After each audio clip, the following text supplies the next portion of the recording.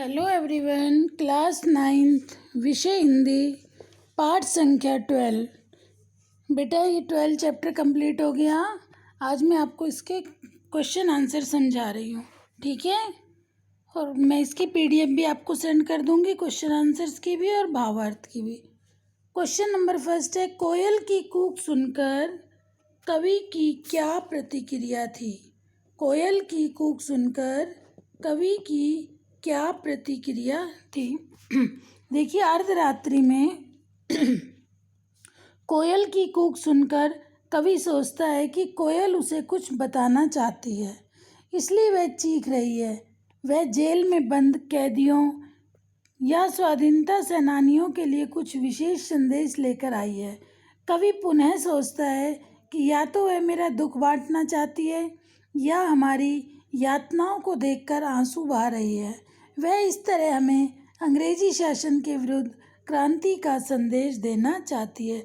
कोयल की कूक सुनकर कवि की क्या प्रतिक्रिया थी, अपना क्वेश्चन था।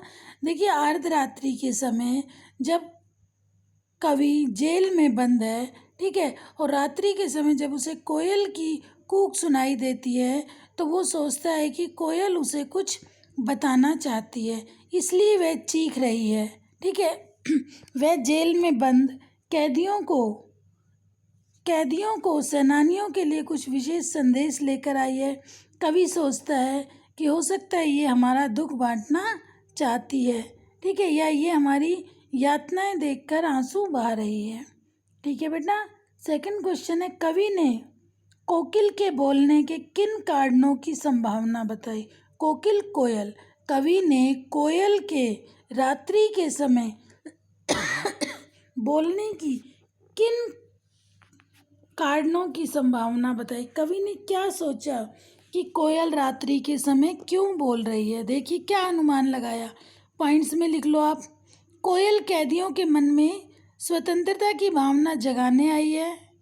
कवि को लगा कि कवि को मिल रही यातनाओं के प्रति कोयल सहानुभूति जताने के लिए आई है, ठीक है। नेक्स्ट, वह अपनी कूक के माध्यम से स्वतंत्रता सेनानियों के लिए कोई संदेश दे रही है। कवि को लग रहा है कि हो सकता है कोयल ने कहीं क्रांति रूपी दावानल की ज्वालाएं देख ली हों, ठीक है। रात्रि के अंधकार में वे अपनी वेदना के बोझ में दब जाने से कूकने लगी, ठीक है। नेक्स्ट क्वेश्चन नंबर थर्ड, किस शासन की तुलना तम के प्रभाव से की गई है, किस और क्यों। तत्कालीन ब्रिटिश शासन की तुलना तम के प्रभाव से की गई। तम मीन्स अंधकार, यहाँ अंधकार आया है दुख पीड़ा और वेदनाओं के लिए, कि जो ब्रिटिश शासन था वो भारतीयों पर बहुत अधिक अन्याय व अत्याचार करते थे, ठीक है। तो इसलिए तम के प्रभाव से ब्रिटिश शासन की तुलना की गई, क्योंकि वे हर तरह से भारतीयों का शोषण करते थे, ठीक है। देशभक्त क्रांतिकारियों को जेल की काली कोठरियों के भीतर कैद कर देते थे। उन्हें जेल के भीतर तरह तरह की यातनाएं दी जाती थी। उनके साथ कोल्हू के बैल की तरह दुर्व्यवहार बुरा व्यवहार किया जाता था। अब देखिए बेटा, दुर्व्यवहार शब्द में उपसर्ग दुर लगा है, ठीक है, दुर्व्यवहार, ठीक है। तो किस शासन की तुलना, अक्सर ये क्वेश्चन आता है, किस शासन की तुलना तम के प्रभाव से की गई है और क्यों। ब्रिटिश शासन की तुलना तम के प्रभाव से की गई है। क्यों की गई है, क्योंकि वे हर तरह से भारतीयों का शोषण कर रहे थे, ठीक है। वे देशभक्त क्रांतिकारियों को जेल में कोठरियों के बीच कैद कर रखा था। वहाँ उनके साथ तरह तरह की उन्हें यातनाएं दी जाती थी। उनके साथ कोल्हू के बैल के समान दुर्व्यवहार किया जाता था। इसलिए कहा गया है अंग्रेजी शासन की तुलना तम के प्रभाव से। कविता के आधार पर पराधीन भारत की जेलों में दी जाने वाली यंत्रणाओं का वर्णन कीजिए। पराधीन भारत, जब हमारा भारत देश स्वतंत्र नहीं था, अंग्रेजों का गुलाम था, अंग्रेजी हुकूमत थी, उस समय स्वतंत्रता सेनानियों को, कैदियों को जेल में किस तरीके की यातनाएं दी जाती थी। देखिए, वहाँ कैदियों को अत्यंत छोटी कोठरियों में रखा जाता था। जैसा कि कवि ने कोयल से कहा ना कि तेरा नभ भर में संचार, मेरा 10 फुट का संसार। यहाँ 10 फुट के संसार से तात्पर्य छोटी सी जेल की कोठरी। ठीक है, वहाँ उन्हें भरपेट भोजन भी नहीं दिया जाता था, उनसे कठोर परिश्रम कराया जाता था। इस दृष्टि से कोलू खींचना, गिट्टियाँ तोड़ना, चरस से पानी खींचना, अन्य कठोर कार्य वहाँ कैदियों से जेल में कराए जाते थे। बात बात पर जेल के अधिकारी वे पहरेदार उन्हें गालियाँ देते थे, मारते पीटते थे। राजनैतिक कैदियों को चोरों, लुटेरों एवं बटमारों के साथ रखा जाता था। कैदियों को अपनी बात कहने का अवसर भी नहीं दिया जाता था। उनके स्वास्थ्य एवं सुख का कोई भी ध्यान नहीं रखा जाता था। ये क्वेश्चन भी बेटा वेरी इंपॉर्टेंट क्वेश्चन है। ये भी अक्सर एग्जाम में पूछ लिया जाता है कि कविता के आधार पर पराधीन भारत की जेलों में दी जाने वाली यंत्रणाओं का वर्णन कीजिए। अब भाव स्पष्ट कीजिए, अर्थात आपको इसका भावार्थ बताना है। ये ऑलरेडी मैं व्याख्या में आपको समझा चुकी हूँ, लेकिन फिर भी यहाँ क्वेश्चन है तो मैं आपको एक बार फिर समझा देती हूँ। मृदुल वैभव की रखवाली सी कोकिल बोलो तो, इसका भावार्थ है यह संसार है दुख का सागर। ठीक है, इस संसार में कष्ट और कष्ट है, कष्ट ही कष्ट है, पीड़ा ही पीड़ा है, वेदना ही वेदना है। यदि कहीं मृदुलता और सरलता दिखलाई पड़ती है तो वह केवल कोयल के मधुर स्वर में। मृदुल वैभव की रखवाली सी कोयल बोलो तो, कवि क्या कह रहा है कि ये संसार जो है वो दुख का सागर है। ठीक है, अर्थात इस संसार में वेदनाएं ही वेदना है, पीड़ा ही पीड़ा है, हर कोई परेशानी में अपना जीवन व्यतीत कर रहा है। यदि कहीं कोई मृदुलता और सरलता दिखलाई पड़ती है तो वे सिर्फ कोयल के मधुर स्वर में। इसलिए कोयल की मृदुलता की रखवाली करने वाली है। अतः कवि उससे जानना चाहता है कि यहाँ जेल में अपनी मधुर कूक के माध्यम से वो क्या कहना चाहती है। मृदुल वैभव की रखवाली सी कोयल बोलो तो, कि कोयल तुम यहाँ जेल में अपनी मधुर वाणी में क्या कहना चाहती हो। हूँ मोट खींचता लगा पेट पर जुआ, खाली करता हूँ ब्रिटिश अकड़ का कुआं। देखिए, पराधीन काल में अंग्रेज जेल में कैदियों के साथ कठोर दुर्व्यवहार किया करते थे। ठीक है, उन पे बहुत अधिक अत्याचार किया करते थे, उनसे बहुत अधिक श्रम कराते थे। श्रम मतलब जेल में उनसे बहुत अधिक काम कराया जाता था। उस समय कैदी के पेट पर जुआ बांधकर कुएं से चरस से पानी खिंचवाया जाता था। उसके साथ ही पशुओं जैसा क्रूर व्यवहार किया जाता था, फिर भी वे हार नहीं मानते थे। कवि का मानना है कि ऐसा काम करने से अंग्रेजों की अकड़ ही कम हो जाएगी और वे यहाँ से चले जाएंगे, अर्थात ब्रिटिश शासन का अंत हो जाएगा। हूँ मोट खींचता लगा पेट पर जुआ, खाली करता हूँ ब्रिटिश अकड़ का कुआं। यहाँ ब्रिटिशों के अकड़ अर्थात उनके अंदर जो अहंकार है उसे समाप्त करता हूँ। अर्धरात्रि में कोयल की चीख से कवि को क्या अंदेशा है। क्वेश्चन नंबर 6, अर्धरात्रि में कोयल की चीख से कवि को क्या अंदेशा है। कवि को अंदेशा है कि कोयल कैदियों पर होने वाले अत्याचारों को देखकर दुखी हो रही है।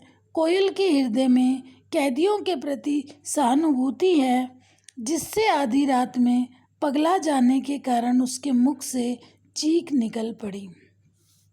ठीक है, कवि को कोयल से ईर्ष्या क्यों हो रही है। क्वेश्चन नंबर 7, कवि को कोयल से ईर्ष्या क्यों हो रही है। ये लास्ट पद बेटा आपने पढ़ाया कि तुझे मिली हरियाली डाली, मुझे नसीब कोठरी काली, तेरा नभ भर में संचार, मेरा 10 फुट का संसार, तेरे गीत कहावे वाह, रोना भी मुझे गुनाह, देख विस्मयता तेरी मेरी, बजा रही जिस पर रण भेरी।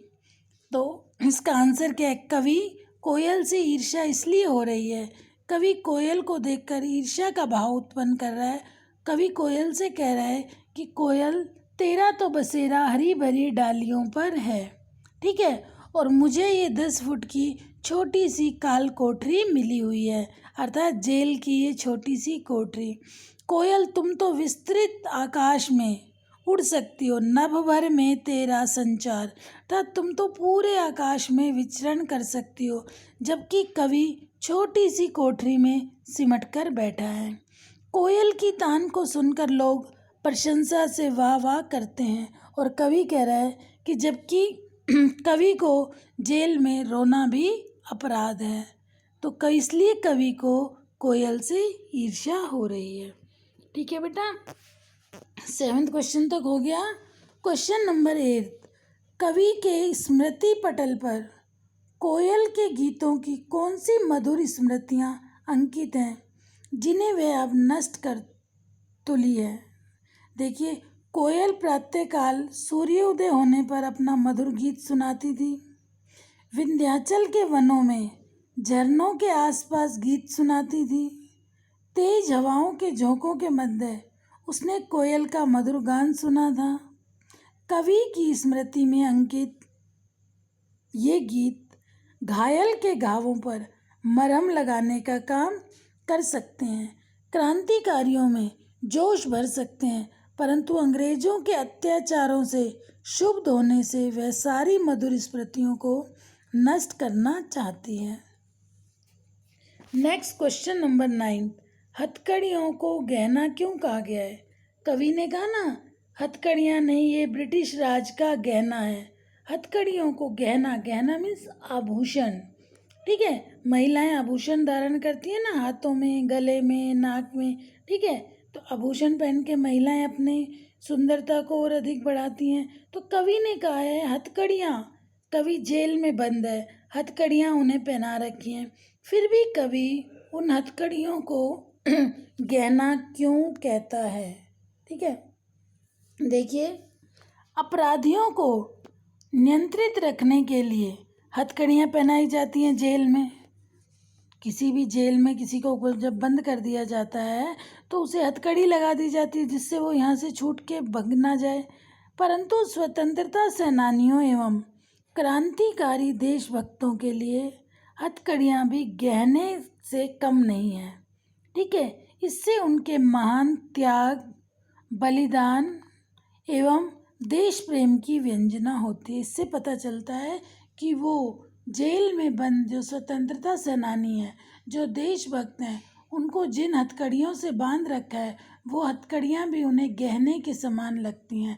तो इसका तात्पर्य यह है कि उनमें वो महान त्याग, बलिदान और देश प्रेम की व्यंजना उनमें होती है। उनका सिर इनके कारण गर्व से ऊंचा उठता है और वह खुशी खुशी हथकड़ियाँ पहनने को तैयार हो जाते हैं। ठीक, नेक्स्ट क्वेश्चन नंबर 10, काली तू ए आली, इन पंक्तियों में काली शब्द की आवृत्ति से उत्पन्न चमत्कार बताइए।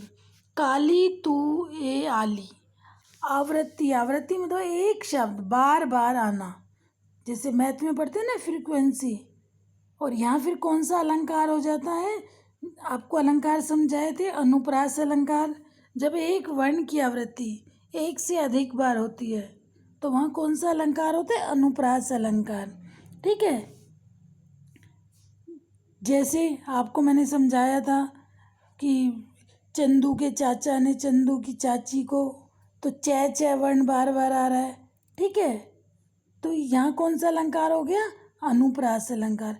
एक वर्ण एक से अधिक बार आए वहाँ अनुप्रास अलंकार होता है। जैसे चारू चंद्र की चंचल किरणें खेल रही, ठीक है, तो चारू च, चंद्र च, बार बार च वर्ण बार बार आ रहा है ना, चारू चंद्र की चंचल किरणें खेल रही जल थल में, ठीक है, तो तो यहाँ कौन सा अलंकार हुआ? अनुप्रास अलंकार।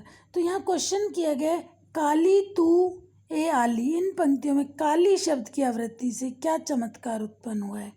देखिए, इन पंक्तियों में काली शब्द की आवृत्ति विभिन्न प्रसंगों में भिन्न भिन्न अर्थों में हुई है, इसलिए यहाँ यमक अलंकार का चमत्कार है। यहाँ काली शब्द के विभिन्न अर्थ हैं, और मैंने आपको समझाया था यमक अलंकार जहाँ शब्द एक होता है, ठीक है, और वो एक से अधिक बार आए और दोनों बार उसका अर्थ अलग अलग हो, तो वहाँ कौन सा अलंकार होता है? यमक अलंकार।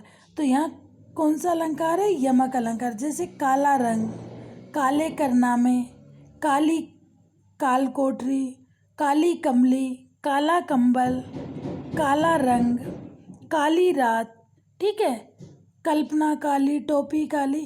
तो समझ आ गया बेटा? नेक्स्ट है काव्य सौंदर्य स्पष्ट कीजिए। किस दावानल की ज्वालाएं हैं दिखी? देखिए, स्वतंत्रता संग्राम की आग दावानल की भांति सारे देश में फैल चुकी है। कवि को लगता है कि कोयल ने भी इस क्रांति की आग को देख लिया है। दावानल की ज्वालाओं में रूपक अलंकार है, ठीक है, और इसमें मानवीकरण, रूपक अलंकार, मानवीकरण अलंकार एवं प्रश्न शैली का प्रयोग किया गया है, ठीक है, तत्सम शब्दों की प्रधानता है, ठीक है बेटा। ये हो गया इस पंक्ति में शिल्प सौंदर्य या भाव सौंदर्य, शिल्प सौंदर्य या काव्य सौष्ठान। फिर है तेरे गीत काव्य वा रोना भी है मुझे गुनाह, देख विस्मयता तेरी मेरी बजा रही जिस पर रणभेरी। कोयल का जीवन स्वतंत्र एवं निर्बाध है, जबकि कवि का जीवन संयमित है, क्योंकि कवि जेल में बंद है, ठीक है। कोयल का पूरे नभ भर में संचार है, ठीक है। कोयल अपने मधुर गीतों से सभी को प्रिय लगती है, जबकि कवि का रोना भी अपराध है। इसमें देखिए अनुप्रास अलंकार का प्रयोग किया गया है, उर्दू के शब्दों का प्रयोग किया गया है, मुहावरों तथा मानवीकरण अलंकार का प्रयोग किया गया है, ठीक है बेटा। ये सारे क्वेश्चंस मैंने आपको समझा दिए हैं 11 क्वेश्चन तक, ठीक है। कुछ एक्स्ट्रा क्वेश्चंस हैं वो भी मैं आपको बाद में कराऊंगी, ठीक है। तो एक्स्ट्रा क्वेश्चंस बाद में कराऊंगी, अभी आप इतने ही क्वेश्चन कर लेना।